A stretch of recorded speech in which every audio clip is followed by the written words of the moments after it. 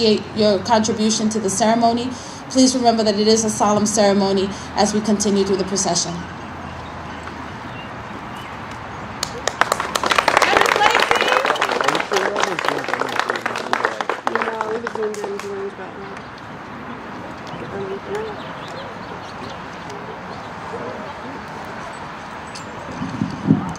Ladies and gentlemen, we are gathered here this morning to remember those who have paid the ultimate sacrifice.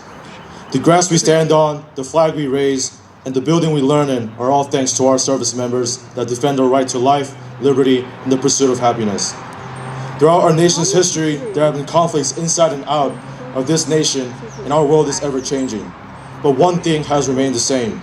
From the beaches of Normandy to the ice cold of Korea, to the jungles of Vietnam and the deserts of the Middle East, when our nation called, brave men and women have answered.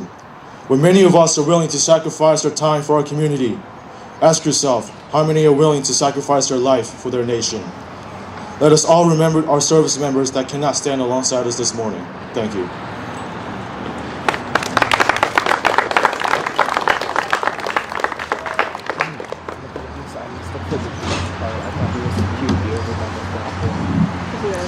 Thank you, Ms. Calderon-Lacey and Cadet Kim, for your remarks. For many Americans, the last Monday in May marks the unofficial start of summer, a long weekend with a family barbecue or gathering of friends. For those who served in the military, Memorial Day holds a greater significance as it commemorates the brave men and women who lost their lives defending our great nation. At the core of our military lies unique themes: the selfless desire to serve and the willingness to sacrifice to defend our nation. The origin of Memorial Day, first observed over 155 years ago and then known as Decoration Day, was to beautify the graves in memory of those who fought and died to preserve our Union during the Civil War. The holiday's name obviously changed over the years, but its ideals and intention have not. It's a day all Americans should take a moment to honor those who made the ultimate sacrifice in service to our country. Memorial Day is a day for both grief and celebration, reflecting on the tragic loss of life and recounting the courageousness of their service.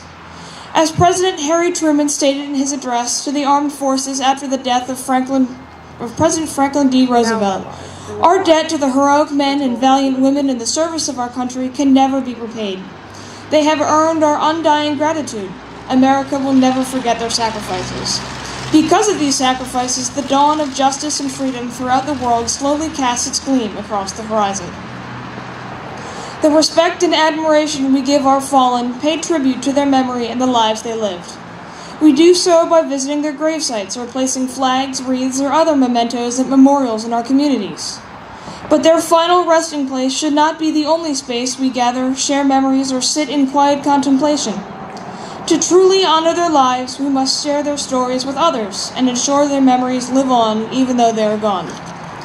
Stories like that of U.S. Army Specialist Lori Paistua. Paistua deployed to Iraq in March 2003, 20 years ago this year, as part of the invasion. Her group, which included her best friend, Jessica Lynch, was ambushed on the way into Syria and taken prisoner. Unfortunately, Paistua did not survive the ordeal. Paistua was the first woman service member to die in Iraq and the first Native American woman killed while fighting for the U.S. military. Before she died, her father, Terry Paistua, a Vietnam veteran, said that these memorials in her honor were once difficult, but as time passed, it helped him and his family, including 2 grandchildren, heal and celebrate her life. No matter where their battlefield was, in the mountains of Afghanistan, deserts of Iraq or Syria, skies over Europe, islands of the Pacific, frozen terrain of Korea, jungles of Vietnam, or elsewhere, the stories of the fallen matter and must be told. By sharing their stories, we keep their memories alive and give others a glimpse of military service that aims to inspire them to create a better world, a stronger nation, and a kinder community. It is up to us to use these gifts secured by those who made the ultimate sacrifice to do as much good as possible and to honor a debt that can never be repaid. On Memorial Day, we reflect and share the experiences of our fallen loved ones, but tomorrow and in the days that follow, we must act. Let us carry their sacrifice with us in our hearts and strive to honor their memory by being good and faithful, hopeful and strong, and committed to building a brighter future for all. As Major General John A. Logan, the leader of a Union veterans organization and congressman who made the case to our country that set the precedence for this holiday, said, "Let no vandalism of avarice or neglect, no ravages of time, testify to the present or to the coming generations that we have forgotten, as a people, the cost of a free and undivided republic." Duty, honor, country. They lived for it, and they died for it. As a nation, we must remind ourselves of the future they fought for and to do our best to live up to those values in the days ahead. At this time, I invite you to join me in honoring them with a moment of silence.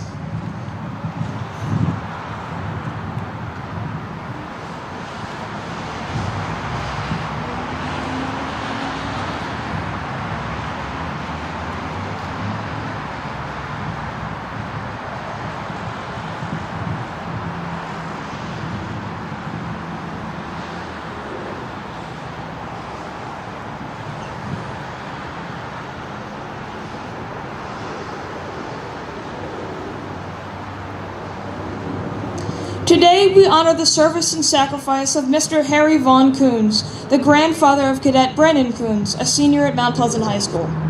Unfortunately, we were unable to find much information about Mr. Harry Vaughn Coons' service history, but we know that he was born on December 23, 1944, and that he was 77 when he passed last year. He was an avid toy train enthusiast and a volunteer firefighter.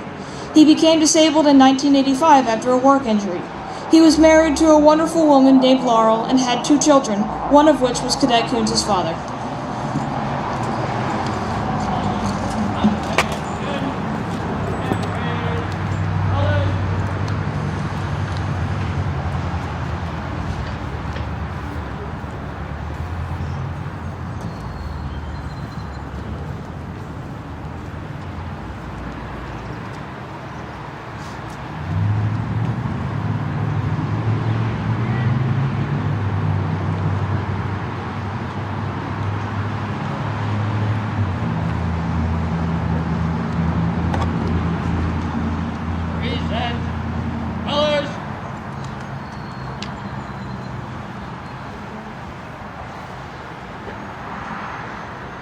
Jump.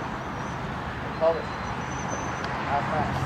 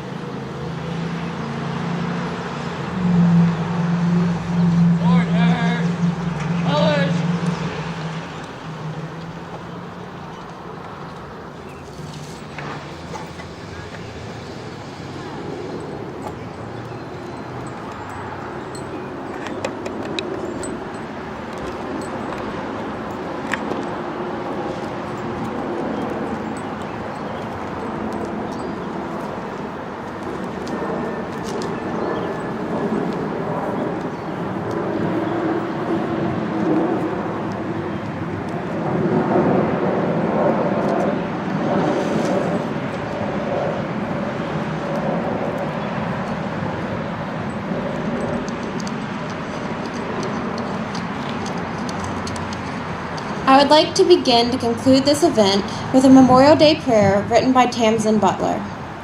There is no comfort in battle, no joy in the field. Though exhausted and rattled, did they know their fate was sealed? Did they know the end would come? Were they scared or were they strong? Were they willing to do it all for freedom? Did they mutter, "No, this is wrong"? No, they grasped the flag. They ran forth with no fear. Their bravery did not lag, and they held their faith near. The Lord gave them strength and held them close in his arms. They were willing to go the length to rage forth despite alarms. Did they know this was the end? Did they know their battle was lost? They knew what they were willing to spend and what it would be the cost. Thank you, Lord, for hearts that are brave, for sacrificial love in those who serve. We appreciate everything they gave and their unshakable nerve. Thank you.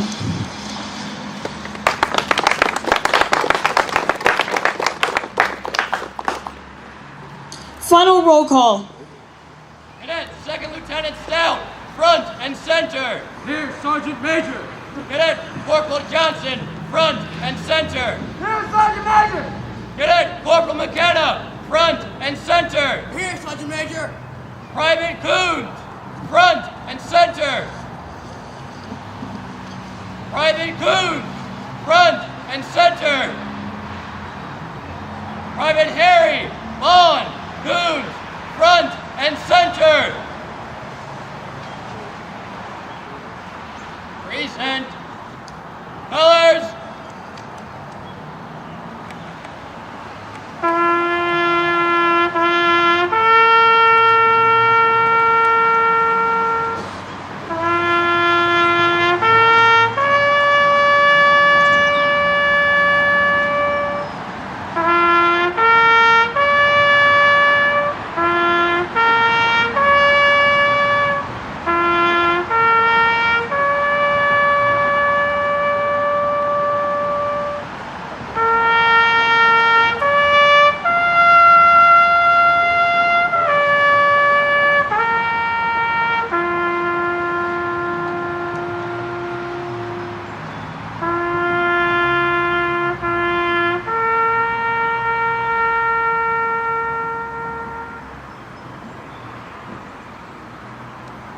Order.